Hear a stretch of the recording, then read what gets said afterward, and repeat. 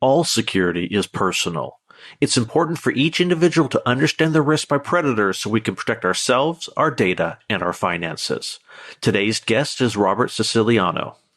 Robert is a security expert and private investigator, #1 best-selling Amazon author of 5 books, and the architect of the CSI Protection Certification, a cyber social identity and personal protection security awareness training program.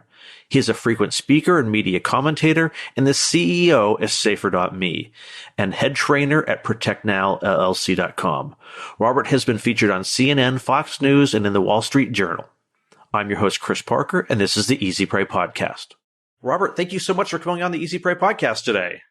Thank you so much. It's an honor to be here. Thank you. Can you give myself and the audience a little background about who you are and what got you started? Sure. Robert Siciliano, I'm Boston-based, which means I have never parked a car in Harvard Yard ever. And I have been teaching, training small businesses, men and women, homeowners, large corporations on security awareness since the mid-90s. Security awareness training is what I do. It's how I feed the family. My company is ProtectNowLLC.com, and we provide online live learning, pre-recorded e-learning, and of course, on-site security awareness training, full day workshop, the whole thing. I speak to all things cybersecurity, social media security, online reputation management, identity theft protection and prevention, and personal security as it relates to violence and theft prevention, which is really how I got into this. Teaching women self-defense is how I started back in 1995. Mm-hmm. I was about to say it's got to be a pretty significant change in kind of that personal protection going from the 90s of, hey, here's how to keep someone from grabbing you, to now you've got to worry about your accounts being hacked and your devices being taken over. It's quite a shift. So yes and no. For me, it was a process. It was evolutionary, right? It evolved. Back in 95, when I started my small business, it was a mail order catalog business selling pepper sprays and stun guns and educational videos on self-defense. And then eventually I started teaching live programs. And once I had the ability to accept Visa, MasterCard, American Express merchant status back in 96, I was hacked. Oh. I had an IBM PS1 Consultant Windows 3.10 PC with a 150 megabyte hard drive. And I got hacked. I had thousands and thousands of dollars of credit card fraud occur. And I was beside myself. I mean, back then, thousands of dollars of credit card fraud for me was a huge loss. Yeah. And I wanted to know how they did it. And so that was my first foray into any type of digital fraud. And so I essentially investigated how it occurred, and I actually found some of the people that perpetrated that fraud. And I became highly interested in how they did what they did. And going forward, my focus revolving around personal security became more than physical violence. It really, at this point, still to this day, personal security is violence and theft prevention in both the physical and virtual world. And it was back then, and it still is today, even more so. Yeah, that makes sense that it isn't as big of a shift as I was thinking it might be. Yeah. There always has been, there is, and there always will be a criminal element out there seeking their next victim. It's always going to be like that, right? Bad guys are always looking for their next hit. Right. And in the physical world, that might mean, somebody breaking into your home, somebody assaulting you on the street, somebody pickpocketing you. Right. It could mean a phone call, someone posing as the IRS or the FBI for that matter, or the Social Security Administration. It's a knock on the door, somebody posing as the local alarm company. They want to, check out your house, and it turns into a home invader. Or it's a criminal hacker in the Eastern Bloc who has compromised a database of 70 million social security numbers and uses that to open up new accounts under your name. And it all in the end is personal security. My philosophy, our philosophy is all security is personal. All security is personal. It all begins with the individual.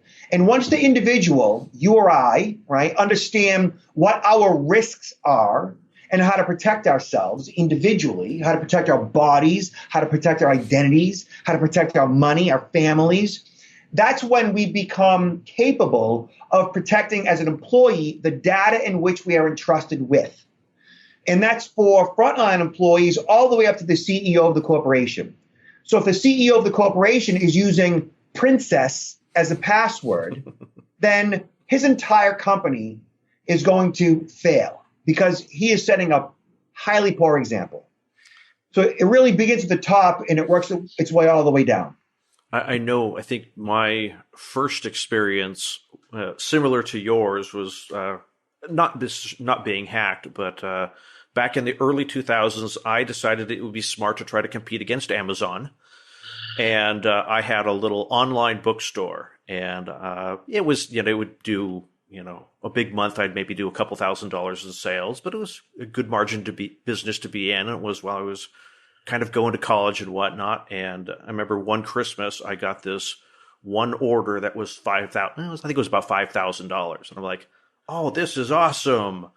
I finally made the big time. I'm a real reseller now, and ran the credit card. And they said, hey, can you ship it here? And it was a big order. We'll pay for it with our FedEx number. I'm like, oh, okay, that's great. And so I box it up, take it down to FedEx. FedEx happily takes it under that person's FedEx account number, ship it out, and about a month later, my merchant account gets shut down. And I'm trying to process these, $10 or $20 orders, and it's like, no, this merchant account doesn't work anymore. I'm like, oh.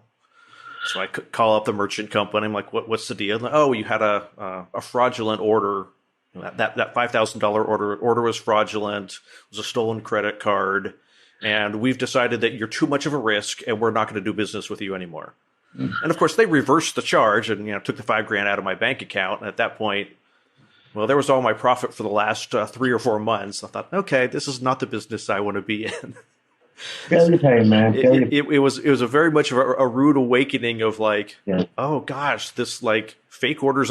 Why would someone want to steal thousands of dollars of books? That seems to me like steal a car, steal something that has value, but $10 books seemed silly to me. But it was that realization that scammers and crooks will steal anything they can possibly steal, regardless of how small the value seems to be.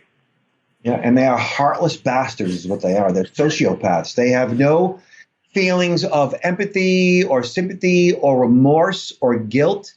And there's a percentage of our population, we call them the 1%ers, and they just come out of their mama bad. And their entire motivation on this planet Earth is to take and steal and hit and hurt others. And again, there always has been and always will be. And our job really ultimately is to, live our lives civilly, right? But you also have to have a certain level of awareness as to who these individuals are, what their motivation is. Seek them out in such a way where you recognize when they're targeting you, whether that's walking down the street or, again, the phone rings or an email comes in. It's just knowing that in some way they're going to be contacting you at some point in your life. And when they do, recognizing what is occurring in real time so you can do something about it. And the problem with that is that most people live under the myth that it can't happen to me. They function in a state of denial throughout the course of their life and take no interest in learning about what it means to protect yourself or your family for that matter. Don't read up on it. Don't watch anything on it. Don't take a class on it. And they just risk not knowing what the fallout could be. And that's most people, actually. Do you think that it's that most of us fall into the, I'm going to use a different version of 1% here. I'm not a 1%er. I don't have millions of dollars in the bank account. No one's going to try to break into my account because I don't have anything. Do you think that's the mentality is, well, I don't have anything worth stealing, therefore it's not worth doing anything? That's a big part of it, right? Denial. Look, what it really boils down to is human beings, but at birth, are born by default to trust. Okay. We have no choice at birth but to rely on others for our survival. And so from the very beginning, we rely on our family, our parents, our mother, our father, even our siblings in order for us to survive.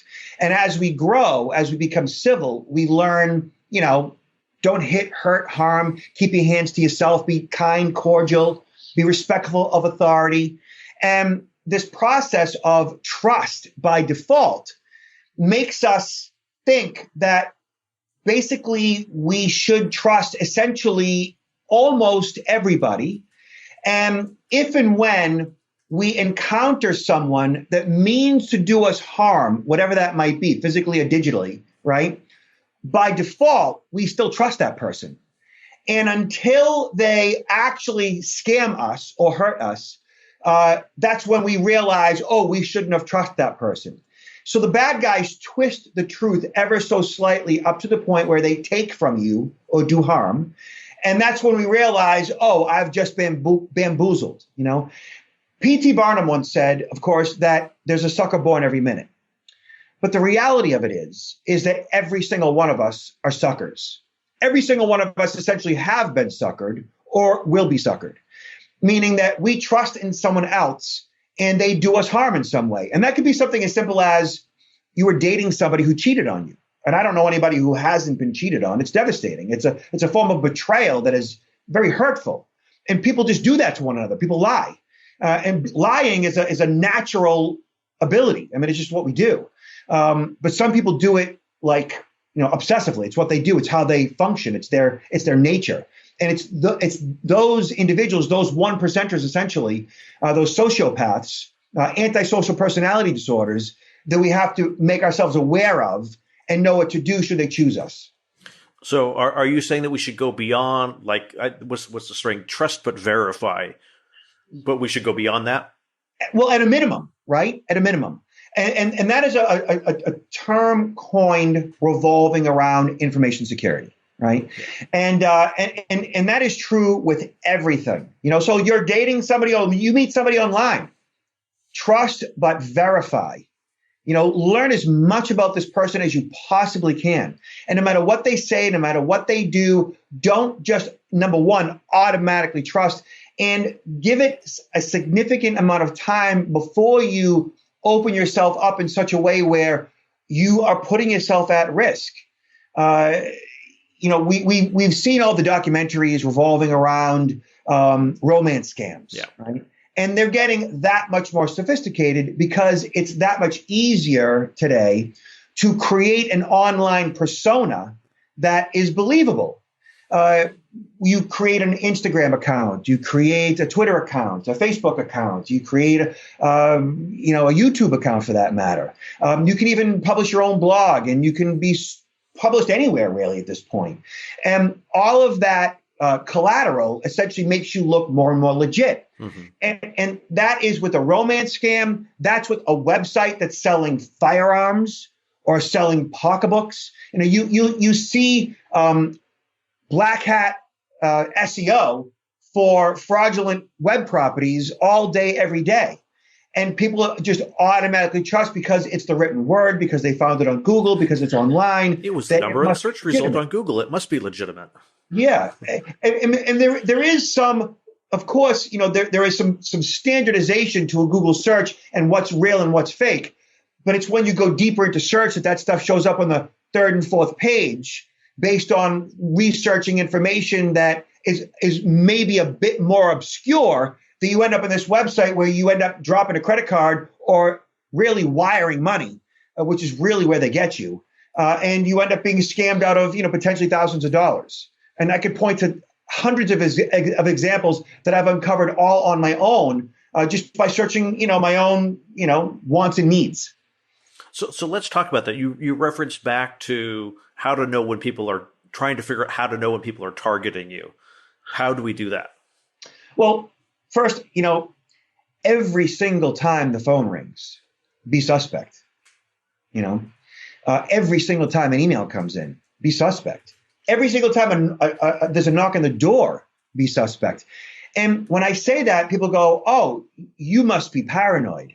Or they say, you have to live paranoid. No. See, paranoia is mental illness. It is a dis-ease. It is somebody who is completely and totally overwhelmed with their environment. They are incapable of processing the world in a functional way where they have a healthy level of perspective. That's what paranoia is, right? It's a mental illness, right? I know I have met plenty of people that are paranoid. I have people in my family, actually, who suffer from paranoia, schizophrenia. And it's a very unsettling disease. It's unsettling to be around people that are like that, because they're just so overwhelmed, right? So I think most people at some level have met somebody who's paranoid. And then, of course, party drugs can do that to you. And we might have met somebody like that was, a little too high and they got off on a bad trip and they were paranoid. And that's kind of scary too, right? But recognizing risk every time the phone rings, every time an email comes in, every time you get a text message, is scrutinizing that incoming communication and making an educated decision revolving around risk, how far you should go before you stop providing information, credentials, currency, whatever it might be, opening up that door to let somebody in and so on. The person who's executing that potential fraud, that's their job, and they should be good at it. Yeah. And it's our job to look inside, look at them, right? Process what's happening. And when parts of us sense something is wrong, is to pay attention to that, is to do something about that, to react to that. So if you've lived long enough on this planet, you've met enough people, you've experienced enough of life that you should be able to, at some level, if somebody means to do you some type of harm, whether it's how they present themselves, is it too good to be true? Is it something in their facial expressions, eye contact, or body language? Is the language in this particular communication, something about it is off to you? And then process that and make the right decision. And that's like what you should be doing with every single inbound communication. And then beyond that, doing some basic research and finding out, is that phone number used in any other scams? Is that email used in any other scams? Is this particular language used in any of the scams? It's, maybe taking the email itself and highlighting aspects of it to see if there's any hidden copy. It's maybe clicking on a link with your antivirus obviously on, usually on a Mac or on an iPhone, because there's less risk there, and seeing where it might take you and what type of information it's looking for. It's, just doing basic due diligence, Look, how many times have I been scammed in the past, 5, 10, 15, 20 years? Maybe once, if that, have I had credit card fraud? All the time, but not because I did something wrong. Yeah. It's just because my number ended up on a website that was compromised, But by paying attention, being alert, being aware, you reduce that risk. Most people aren't even doing the absolute basics of anything that I just said. They're just in la la land watching Dancing with the Stars and not paying attention to anything. So before we started recording, we talked about kind of this concept of awareness versus appreciation. I think most people have that sense of awareness of like, yeah, there's people out there that are trying to get money from me. They're trying to hack my computer. Where does that transition to go from being aware to appreciating the risks and doing something about it? So thank you. Look, I think we're all aware that you should probably lock the doors to your house, right? That it's a good idea to lock your doors, right? You'd be surprised how many millions and millions of people don't lock the doors to their house. There is around 1.5 to 2 million homes that are burglarized every single year. So all these people that don't lock the doors to their house often, and I travel the country, I've spoken in 49 states, right? And when I ask the question, how many of you lock your doors? Usually about 2/3 of the people raise their hand, depending on where I'm at, right? 2/3. That's it. And I asked, the rest of them, well, why don't you lock your doors? And their usual response is, what? What do you think their response is? Who's going to want to come into my house? Or they say, no one will come in while I'm here. Or they say, I don't want to live like that. Yeah. I don't want to be afraid. Afraid of what? Like, what do you mean be afraid? Like locking your doors is going to make you scared? I don't want to live like that. I just don't want to lock my doors because I don't want to live like that. I don't want to be worried about all the time. I don't want to be paranoid. They think taking action in regards to your personal security is admitting fear. It's admitting risk. It's being mentally ill. It's being paranoid. It's living in fear. There's nothing about security that has anything to do with living in fear.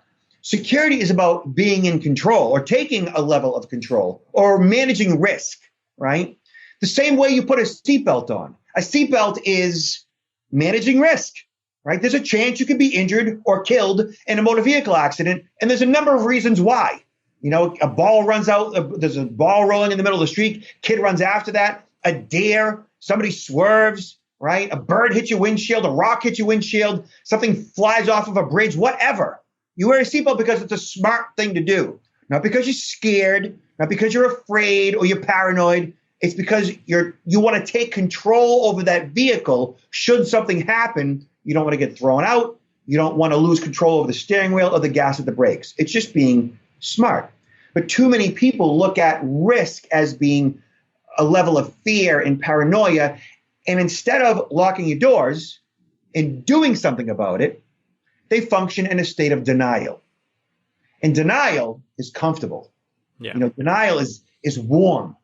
If you've ever been to NA or AA, Alcoholics Anonymous, Narcotics Anonymous, I have with women that I dated that had issues, and they would talk about denial. And the way they would coin it, and I'm going to be a little graphic here if you don't mind, the way they would coin denial is that denial is like warm.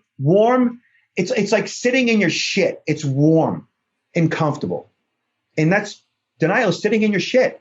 There's nothing good about that, really, in the long run, right? And so taking control is recognizing risk and doing something about it. Awareness is understanding that all these risks are out there. Appreciation, security appreciation is actually doing something about it in such a way where you have systems in place, you have layers of protection, whatever they might be. And in a home environment would be, you know, the doors are locked. You might invest in door reinforcement technology that might prevent the door being kicked in. You might have an alarm system with signage that says this house is alarmed. You might have the doors and the windows in the basement and the second floor, maybe even in the third floor, all sensors, you know, with alarms. The alarm itself is monitored by local law enforcement. All layers of protection. The more things that you do, the more layers you incorporate, the more secure you're going to be. Does that make you afraid? Does that make you paranoid? No, it makes you, you know, that much more alert, aware, in control. It reduces your risk. It makes you a tougher target. And when a burglar comes down a street and they see 10 houses and only one of them has a sign that says this house is alarmed, well, that's the one that's not going to get picked. You know, that's the tougher target. And that's just basic physics. That's just 101. You know, but most people, they're aware of these things, but they choose not to do anything about it because denial is warm and comfortable. They'd rather not even engage at all.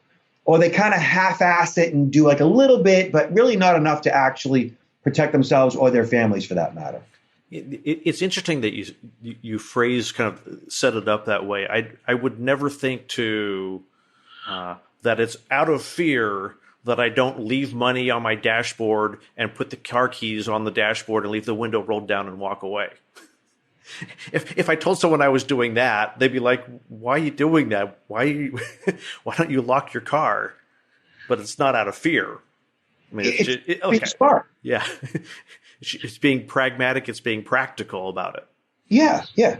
But security is one of those things where, and look, I've been selling security for my entire adult life. You know, that's how I make my living, is providing security awareness training. I have to sell the concept of security. I have to get people to a point where not only do they understand what their risk quotient is, but there becomes a change in behavior and they actually do something about it. So not only do I have to actually sell it in an actual seminar, I've got to sell it to the actual person hiring me to actually bring them in to sell the concept of security to their people, right? And it's an uphill battle Yeah. because people don't want to think it can happen to them. And whenever you watch the 6 o'clock news, which I haven't in years, but I mean, you do, when there's a home invasion, there's something bad happens in the neighborhood, right? They interview the neighbor. What does the neighbor say? I never thought it could happen here. What makes you so special? What makes your neighborhood so special that it wouldn't happen there? What? Nothing. Yeah. It happens everywhere. And that's what people don't understand. And they always say the exact same, frankly, stupid thing. And that's just not how it's supposed to be. You should know that it does happen here. There is no such thing as a safe neighborhood. Safe is an absolute. Like you watch baseball, you're either out or you're safe, right? Safe is an absolute. There's safer neighborhoods, but there's no such thing as a safe neighborhood. And when people understand that absolutely fundamental basic concept, they begin to sit up in their chair and they begin to pay attention. Oh, so I don't really have anything to worry about, but I do have to do something about it.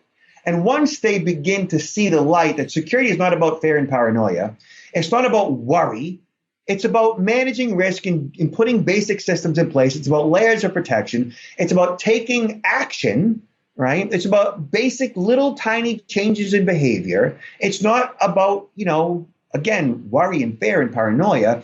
It's about protecting your loved ones. It's about, protecting your bank account. It's about making small investments or small changes or small tweaks in what you do all the time anyways. And once you do, then, you become a tougher target. And that's really all it takes, It's when the email comes in, the phone rings, a text message comes across, it's, basic stuff. And once we get those basics down, every other decision that we make revolving around security becomes relatively simple. So do you think that is there a currently emerging blind spot that people have where identity theft has shifted or the criminals have shifted to this blind spot that people have? Because they're always going to be looking to exploit something. Yeah. Not exactly sure how to answer that other than the security awareness training that's happening today in most major corporations. Here's the blind spot. The security awareness training that's happening today in most corporations and government agencies for that matter is phishing simulation training. And phishing simulation training is great. But the way it's being implemented and the reasons why it's being implemented, first, the way it's being implemented is to solve a singular issue, right? Basic security awareness around phishing. And that in and of itself isn't enough. It's not holistic. It doesn't treat the whole issue of security awareness and all the problems that predators and thieves, right, pose. It just addresses one little tiny issue, which is a big problem, but it's one small issue of security. So it's just a small fragment of what your vulnerabilities are in the course of a lifetime, or even as an employee for that matter. It could be active shooters could be a problem. It could be wire fraud could be a problem. It could be, internal theft. It could be an issue. I mean, there's so many problems that happen within a corporation, both physical and digital, that need to be looked at. And phishing is just one of them. So that right there is a big problem. And phishing simulation is being consumed by CIOs, CISOs, CTOs in behalf of their organization so they can check a box and be compliant. And that in and of itself, while, okay, you're compliant, it doesn't actually solve the problem that you're trying to fix. Mm-hmm. Or the problem that I'm trying to fix. And the problem that I'm trying to fix is to provide a holistic understanding, a holistic viewpoint revolving around security awareness that evolves to security appreciation. So you're not just aware of these things, you're aware of them to the point where you actually want to do something about all of these things. That you recognize risk in such a way where you see security as a personal benefit to you. Mm-hmm. And once you see it as a personal benefit, then on the job, yeah, I want to do this. Like, this makes sense to me. Like, Look at, we are selfish or self-interested creatures. I don't care who you are. You care about yourself first. And you have to. You should. It's important that you do. You have to get a good night's sleep. You have to nourish your body. You have to consume enough fluids. You have to take care of yourself. And if you don't, you're no good to anybody else for that matter. And you're going to die. So we have to be selfish. So by taking care of, or by teaching and educating a person on security awareness to the level of security appreciation, they function so much better, both personally and professionally, revolving around all issues of security. And is it also just kind of having people kind of take that ownership of that with them? Like when you're talking about it, once you're secure at home, you start thinking about, gee, I shred my documents at home. Why is the company not shredding their documents?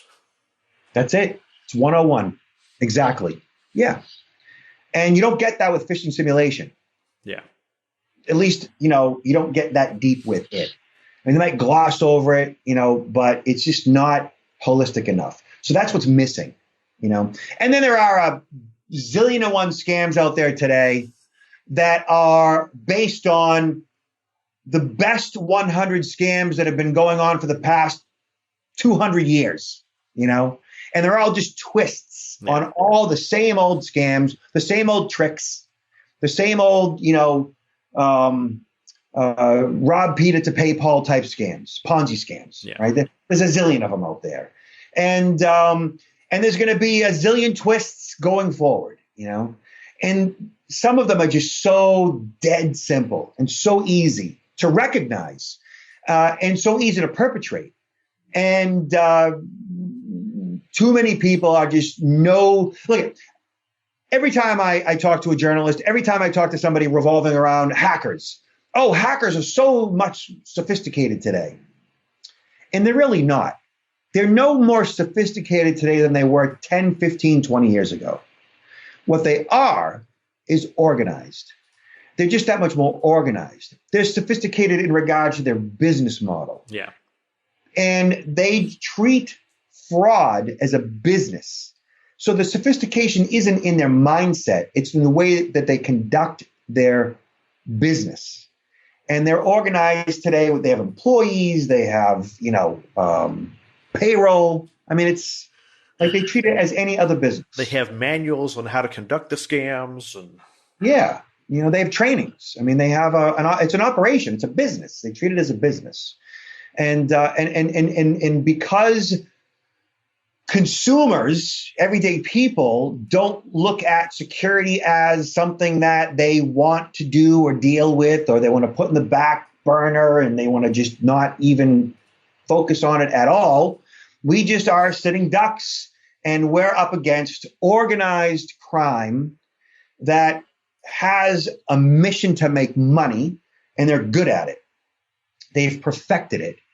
And it's not, breaking knees and loan sharking. It's using social psychology, principles of influence, to manipulate and trick us in such a way where we've been capable of being manipulated and tricked since we were born. Yeah. And now they just do it on a professional level. Do you think some of the difficulty, I've been trying to think this process through my head over the last few months, is some of it that sometimes I think security is being taught too extreme, in a sense, that when you talk about safer being, safe is an absolute, safer is incremental, is that we're trying to come from a position of teaching an absolute. Oh no, you have to have the best security. You've got to have 3 locks on your door. You've got to have something that you stick under it and pull down those bars on the windows and put on things that electrocute people on the outside of your house. And if you don't do that, then you're not safe. Whereas, look, if you just lock your door, that's going to eliminate 30% of home burglaries. Yeah, just keep things basic. Just talk to people like they're people. Don't instill fear. Don't ever communicate security awareness with fear-based training ever, right? I never even really talk about statistics and stuff like that. Like I might talk about, 2 million homes being burglarized every single year, which results in, 10 million homes burglarized in the next 5 years and so forth. And that's about it. I'm not going to get into like hardcore stats because people don't care about that. They don't even want to believe it.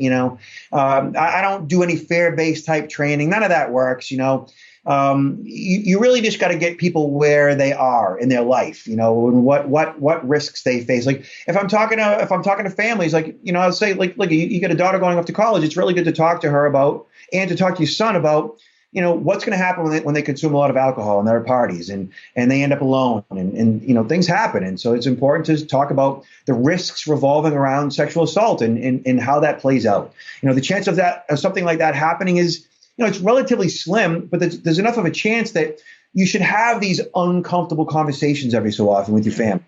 And what I think that I specialize in, or what we specialize in as a training firm, is those uncomfortable conversations in such a way where it's comfortable and it makes sense. And these are things that you want to address. You want to have this dialogue because it's important to you.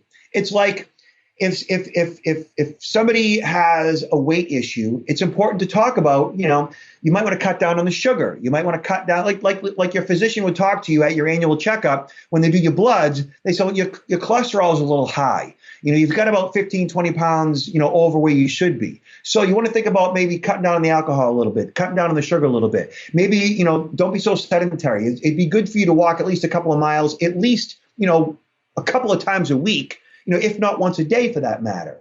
Move a lot more. Cut out the crackers, cut out the chips, cut out the bread for a little while, shave like 15, 20 pounds off. Because if you want to actually live until, you're in your 60s or 70s, then you've got to, have a level of health that, makes sense in a diet that contributes to longevity. Yeah. That's a basic one-on-one conversation that everybody at some point is probably going to have with their physician if they are doing the same thing at 50 as far as eating goes that they were doing when they were 20. It's just what happens. It's just normal. And it's the same thing with security. If you keep doing the same things today down the road, well, you're going to be a huge target of identity theft. Like the Equifax breach, there were 150 or so million social security numbers that were compromised. So do you have a credit freeze? Because like more than 2/3 of the American adult population social security number is currently in the hands of criminals at a minimum.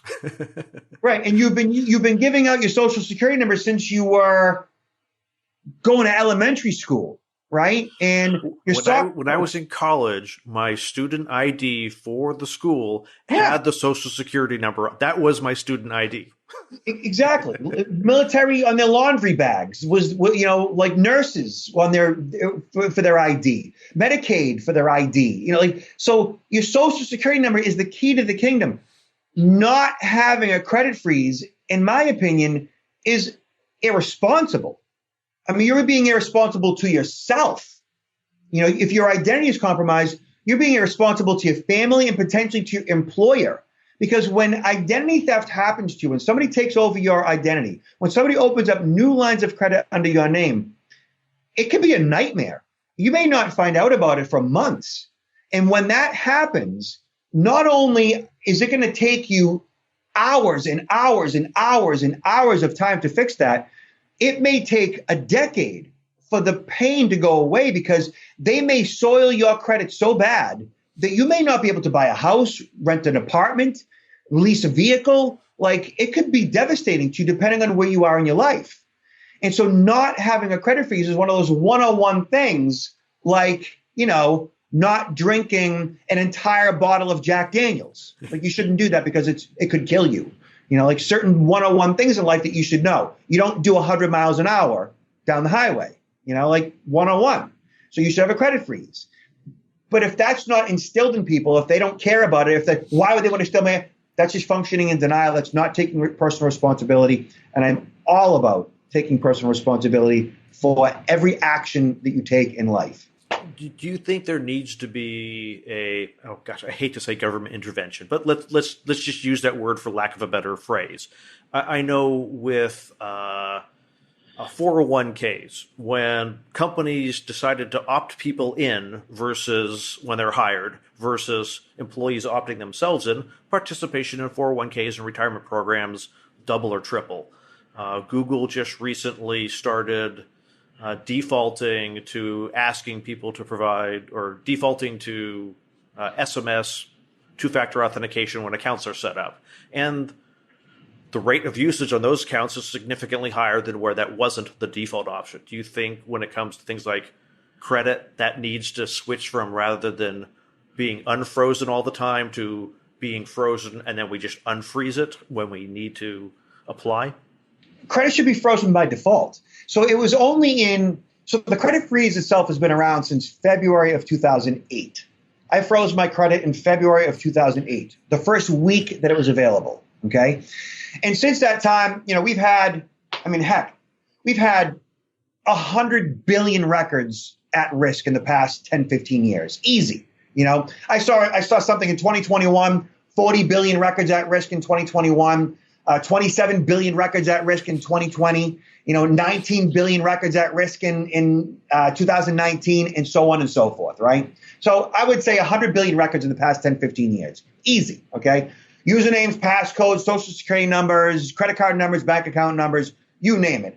All your personal identifying information, names, addresses, phone numbers, you name it, it's out there. It's on the dark web. It's for sale. It's for free. You know it is. I mean, it's just ridiculous, right? What was the original question, please? Switching the system to Credit manually unfreezing versus automatically. Yeah. So credit freezes by default.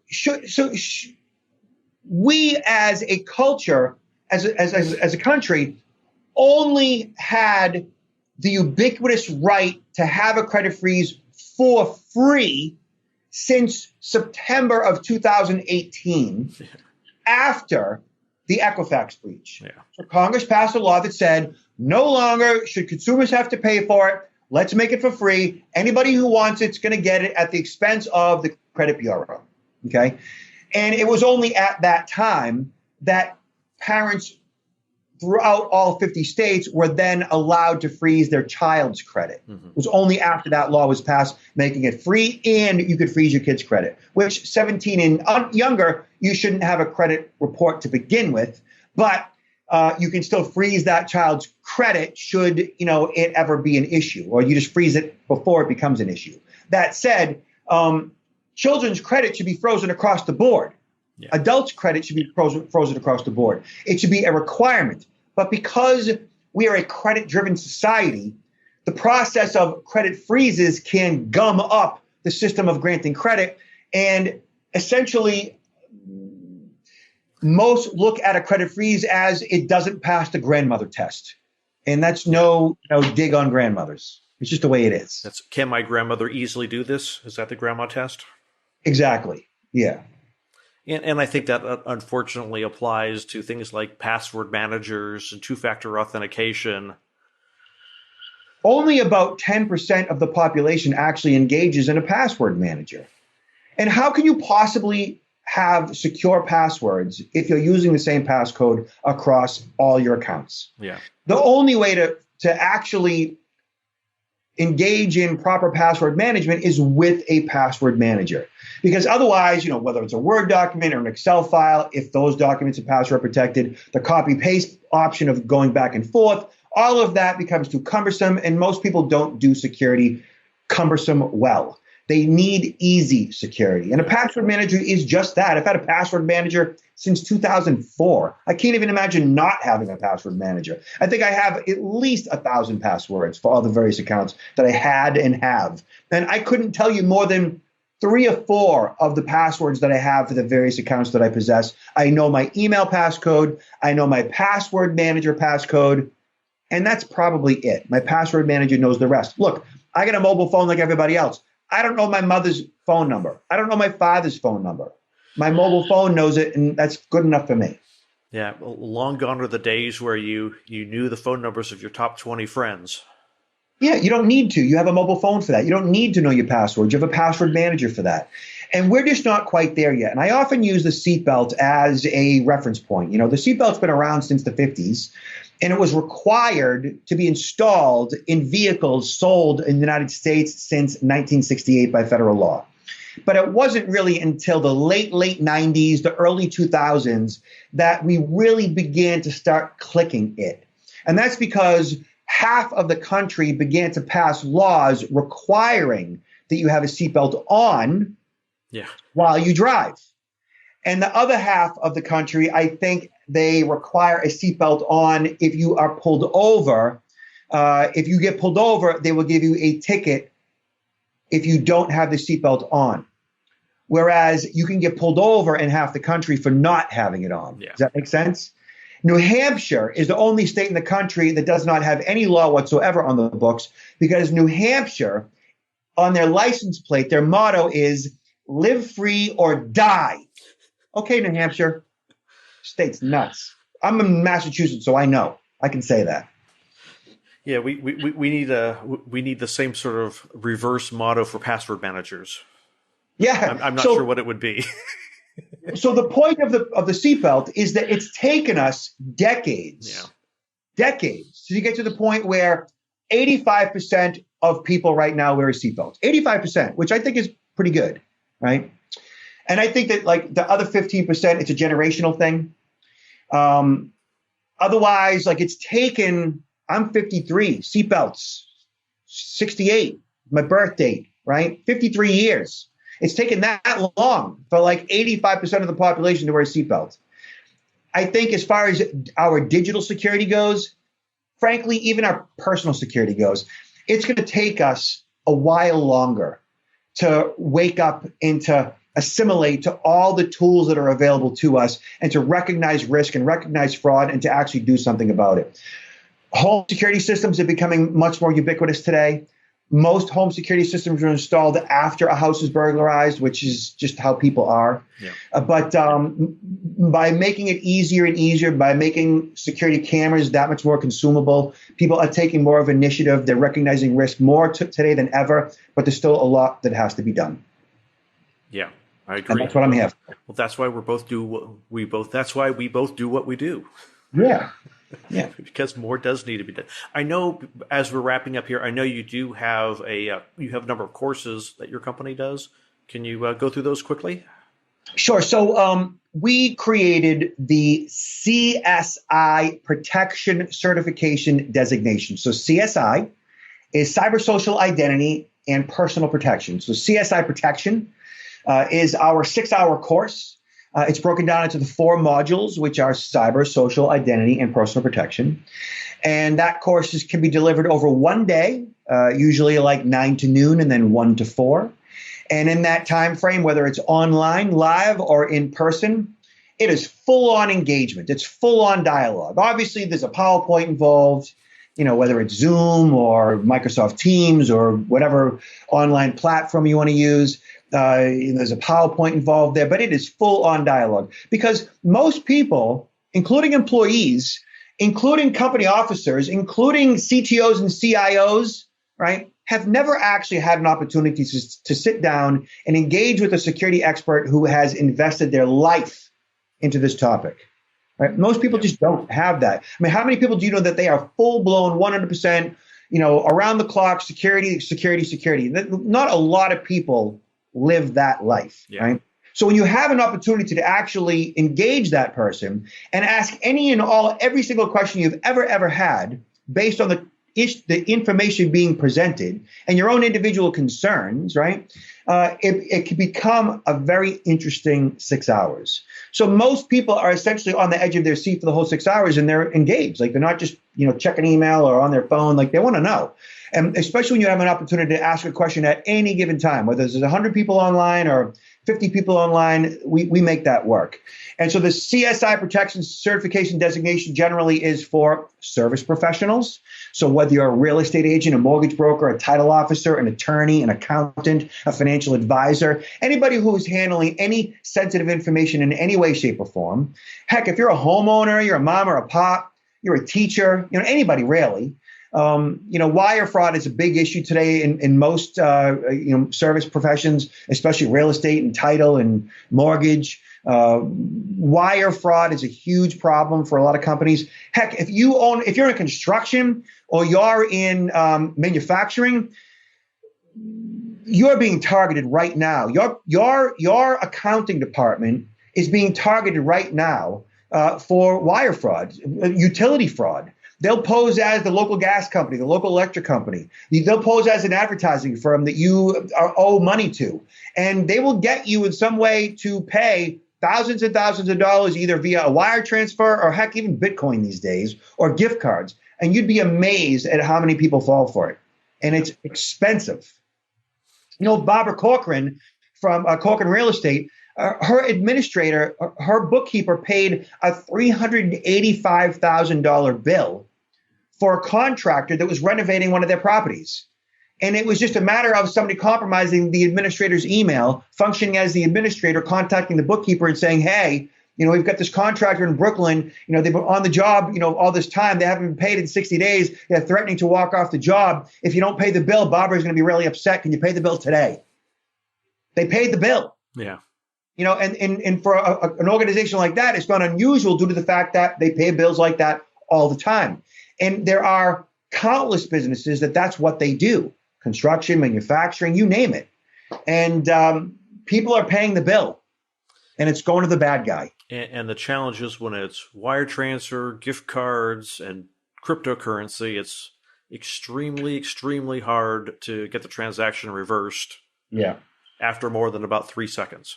I think if I remember right, Barbara was actually lucky and was able to get most, if not all of the money back, only because it went lots of places. Yeah, when you have a name that big, you know, when you are that level of influence, then FBI, MoneyGram, Western Union will move mountains for you. But the rest of us are screwed. We're not that type of one percenter. Where can people find your course and more about you guys? Sure. So we are online at protectnowllc.com, protectnowllc.com. And if you Google Robert Siciliano, if you can spell it, if you Google Robert Siciliano, I basically own the first couple, 3 pages of search. There's not a whole lot of Robert Sicilianos out there. So between my media and the various web properties and on the socials, the Twitters and the LinkedIns and the Facebooks, you can't miss me. Robert Siciliano. Awesome, Robert. Thank you so much for coming on the podcast today. I appreciate what you're doing here. Thank you so much. Thank you for listening to this episode of the Easy Pray podcast. If you found this episode helpful, please leave a review at easypray.com/review. Notes and a transcript of this episode with Robert Siciliano can be found at easypray.com/122.